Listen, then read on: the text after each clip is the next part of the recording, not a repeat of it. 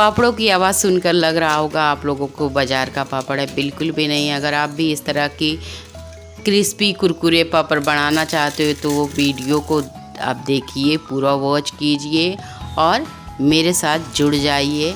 तो चलिए शुरू करते हैं अपनी रेसिपी। हमने सिर्फ 2 आलू ले लिया हुआ है, आलू को छील लेंगे। पर हाँ दोस्तों, अगर आपको ये मेरी रेसिपी पसंद आए तो मेरे चैनल को लाइक सब्सक्राइब शेयर ज़रूर कीजिए। अगर आप नए हैं तो ज़रूर से ये सब्सक्राइब कर लीजिए। हमने आलूओं को सबसे पहले छील लेना है। दोनों आलूओं को ऊपर की रफ स्किन को हमें छीलकर निकाल लेना है।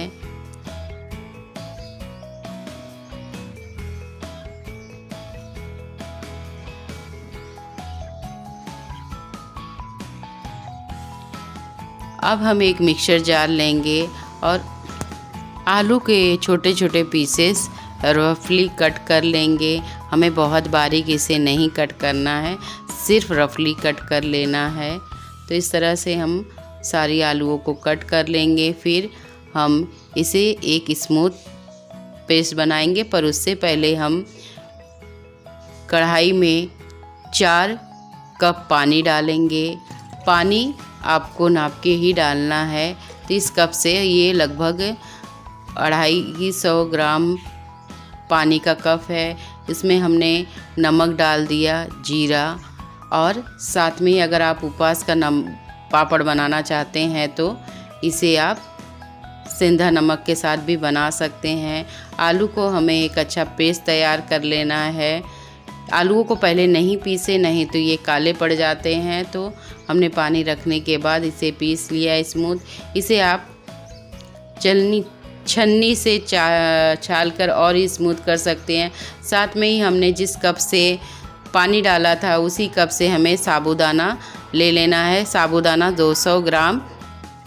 हमें साबूदाने का भी एक स्मूथ पेस्ट तैयार कर लेना है। और इसे आप चाहें तो इस पेस्ट को भी छन्नी से छान कर ले सकते हैं, जिससे आपका पापड़ एकदम स्मूथ और एकदम शीशे जैसे बनकर तैयार होगा। तो ये लीजिए, मैंने आलू का भी नहीं छाना था और इसका भी नहीं छानेंगे। आपको छानना है तो छान सकते हैं। तो ये लीजिए। अब चलिए हम कढ़ाई की तरफ चलते हैं। कढ़ाई में अच्छा सा एक पानी में उबाल आ चुका है। तो हम आलू के बैटर को इसमें डाल देंगे और चला देंगे। जब अच्छे से ये हल्का सा पक जाए तब उसके बाद हमें इसमें साबूदाने का भी बैटर को ऐड कर देना है। और इसे ऐड करने के बाद तुरंत चलाना है, नहीं तो इसमें लम्स पड़ जाएंगे। इसे मैंने बीच बीच में चेक किया और अच्छे से पकने दिया हुआ है। और उसके बाद हमें इसे बीच बीच में चेक करते रहना है। और ये देखिए स्मूथ बैटर तैयार हुआ है। इसको पकाने में कम से कम 15 मिनट हमें लगे हैं। तो इस तरह से स्मूथ तैयार कर लेना है। और ठंडा होने के बाद ये और भी गाढ़ा हो जाएगा। तो इस स्टेज पर हमें गैस की फ्लेम को बंद कर देना है। इसे 5 मिनट के लिए ठंडा होने के लिए छोड़ देना है। और एक थाली में इस तरह से तेल से ग्रीस कर लेंगे और उसके बाद इस तरह से बैटर को डालेंगे।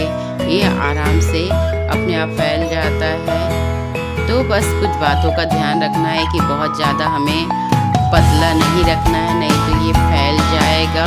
और एकदम स्मूथ जब बैटर हमारा आलू और साबूदाने का तैयार हो तभी हमें डालना है। और ठंडा होने के बाद एक अच्छे से अपनी एक शेप ले लेता है। तो इस तरह से हमें ध्यान रखना है। तो इस तरह से हमें सारे के सारे पापड़ों को डाल देना है। थैली के ऊपर डालना है तो आप डाल सकते हैं छत पे सीधे। मैंने तो पहले थाली में ही डाला हुआ है। तो इस तरह से हमें डालकर रख देना है सभी। और इसे 2 दिन की धूप हमें देना है।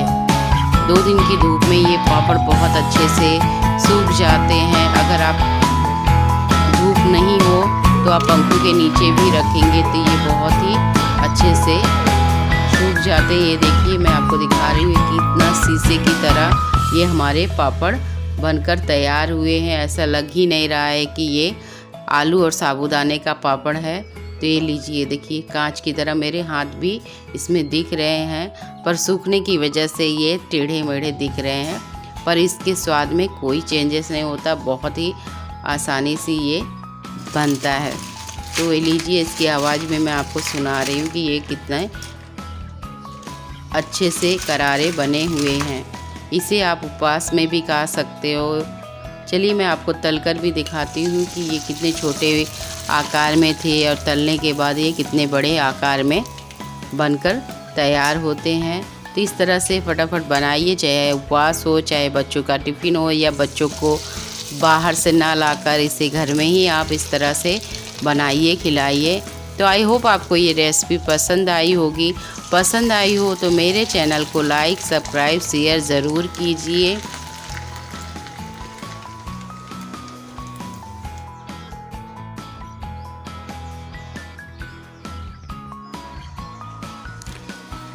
ये लीजिए, हमारे पापड़ बनकर तैयार हो गए हैं। तो चलिए मैं आपको इसे ये देखिए, तलने के बाद भी इसकी क्रिस्पी और कुरकुरी है, हाथों से तोड़कर भी मैं आपको दिखा रही हूँ। तो आप भी इंजॉय कीजिए और मेरे चैनल को सब्सक्राइब करना ना भूलें। मिलते हैं अपनी एक झटपट सी नई रेसिपी के साथ।